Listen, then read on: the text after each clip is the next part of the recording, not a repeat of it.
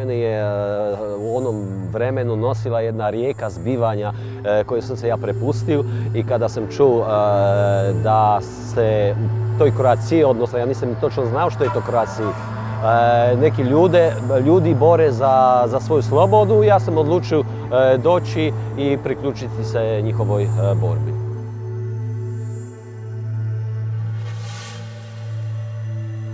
Dakle, kad je završio rat, ja sam odlučio otići na Velebit i živjeti sam na Velebitu. Ostavio sam grad, sve, uzeo ruksak, nešto za jesti, malo robe i otišao sam ispod Svetog brda na Valaški grad.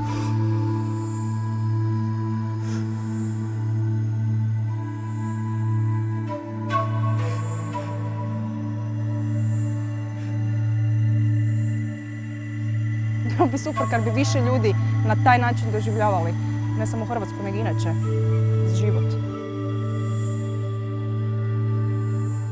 To je čovjek koji, koliko sada znam, postoji gotovo religija